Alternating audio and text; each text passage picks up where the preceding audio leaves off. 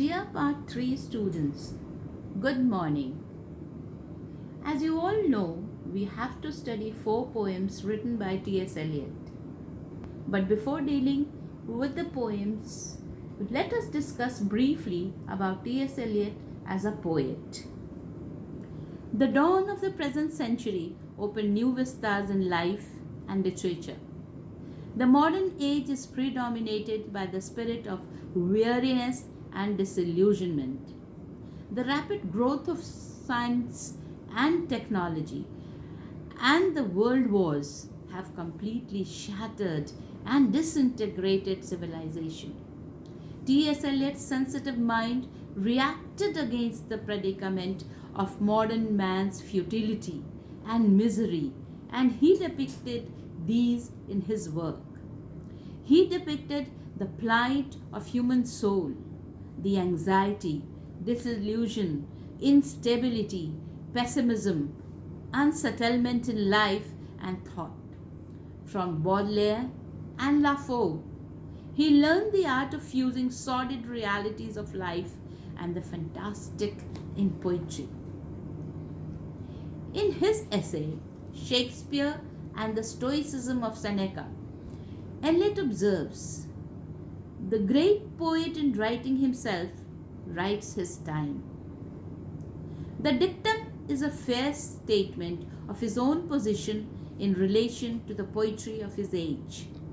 From 1920, English poetry entered a new phase, especially in the hands of Eliot. It took a new birth, making a headway for a fuller understanding of the eternal values of life in this fast-changing world. T.S. Eliot is a critic as well as a poet, and his criticism and his poetry reinforce each other. He is a classicist in literature, a royalist in politics, and Anglo-Catholic in religion. His poetry is not the poetry of withdrawal as that of Browning. It belongs to the world of boredom, the horror, and the glory in the whole grand complex. He is a poet who points out the destructive elements, the sordidness, the stupidity, and the ugliness of modern urban life, which he treats with the curiosity of an artist and the irony of a keenly critical intellect. A marked change in his style and imagery can be discerned in the development of his poetry.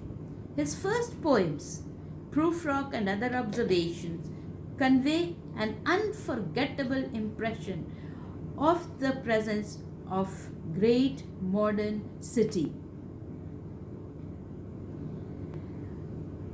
A hell even more terrible than trench landscapes of Wilfred Owen, because its misery is listless and undramatic. In the love song of J. Alfred Prufrock, we get a successful example of the new poetry as well as Eliot's early manner, ironic, detached, half cynical and half comic. Prufrock is a middle-aged man, torn and paralyzed by two conflicting impulses of his heart, desire for love and the cowardice which represses it.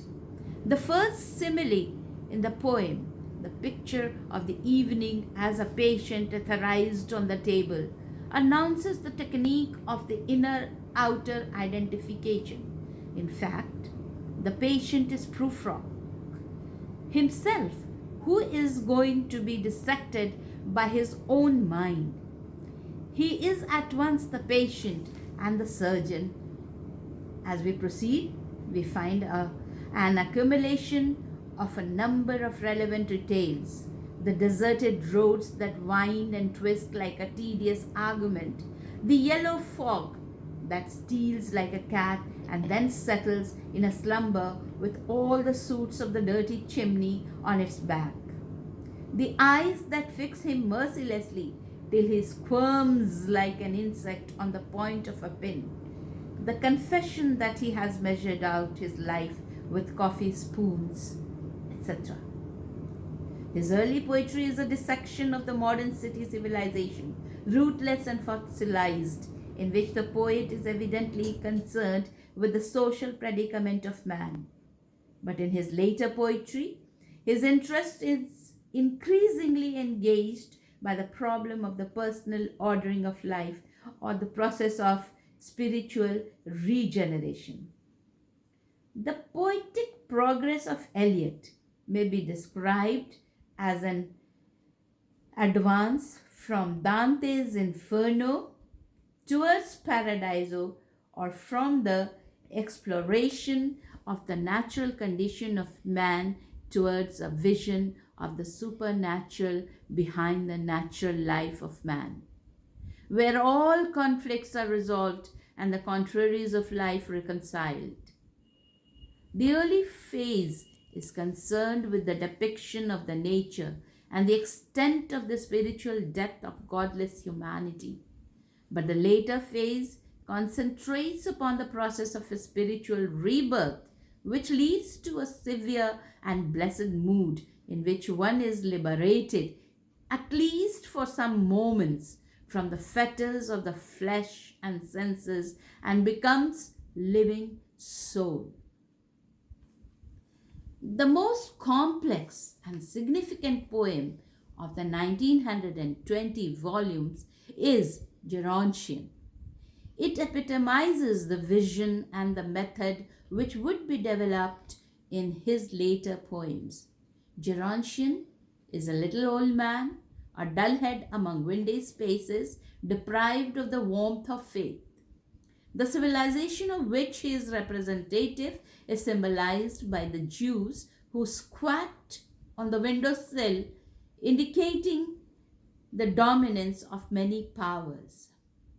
The tiger, which is symbolic of the eternal presence of Christ, will devour us if we do not respond to love.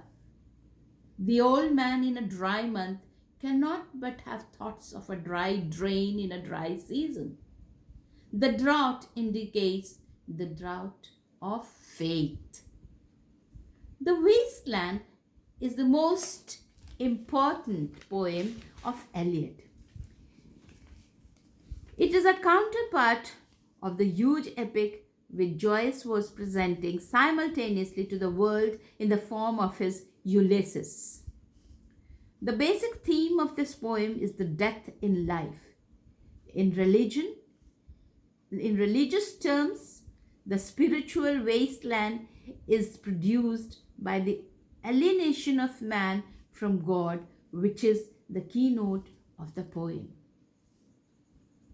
He who was living is now dead, and we who were living are now dying with a little patience.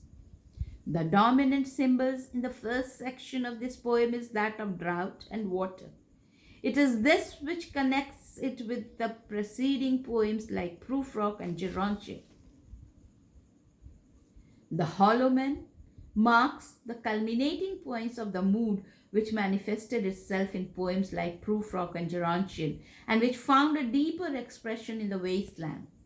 Ash Wednesday is Eliot's first considerable poem written after his conversion. This poem tells us of his inner journey. Eliot is occupied with personal salvation in his Ash Wednesday. The transition from the wasteland to the Hollow Men and from the Hollow Men to the Ash Wednesday follows a specific pattern. If the two earlier poems can be called Eliot's Inferno, the latter ones would be his Purgation. The world of Ash Wednesday does not have the barren death of wasteland, but a great way of resurrection. The desert sand is now a blessing because within it is embedded the Garden of Eden. This poem ends with a prayer with the hope of life renewed. The journey of the Magi is inspired by the story of the Gospel according to St. Matthew Arnold. The journey is beset with the same kinds of temptations as are hinted at in Ash Wednesday, and similar regrets from the summer places, the terraces, and silken girls bringing sharbat. The new birth is not unmixed joy, because the transition from the old to the new is accompanied by pain. The journey of the Magi is Eliot's reconstruction of biblical story. Eliot's triumph during the war period is his four quatrains.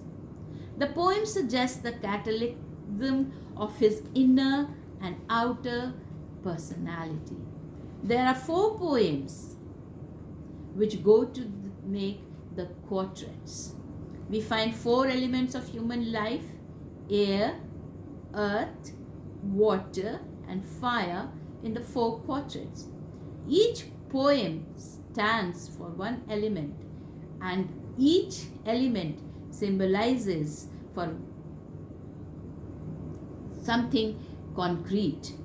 Thus, air means power of abstraction, earth is the chemical composition of the body, water means the life of stream, while fire is the spirit.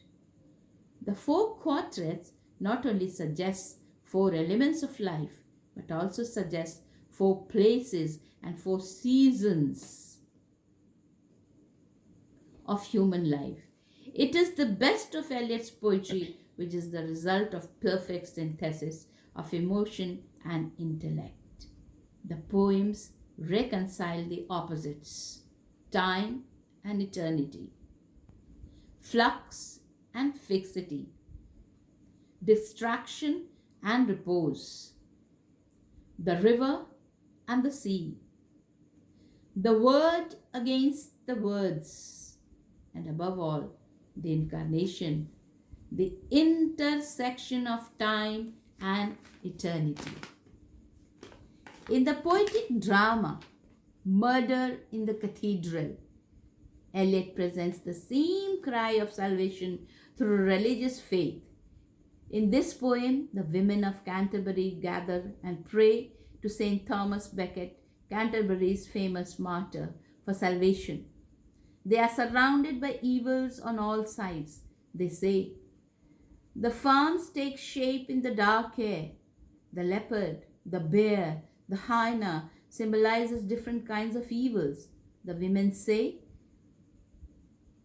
O Thomas Archbishop, save us, save yourself that we may be saved. Destroy yourself, we are destroyed. Thus, we see that the poems of Eliot represent various stages of a spiritual journey of the poet himself. The journey starts with despair and ends with hope and assurance. In this way, we can say that T.S. Eliot has given a new intellectual dignity to English poetry. He has achieved a synthesis of emotion and intellect rarely to be found elsewhere. He has successfully translated his thoughts and emotions into poetic equivalents, into images and symbols, and has put a deep music into his lines. And above all, has tried to awaken the consciousness of his age to its situation. He was the major influence of his own generation and had created a poetic revolution. This is what we should know about T.S. Eliot. And since now you have a brief introduction to Eliot as a poet, we'll be taking up the poems one by one in the next class.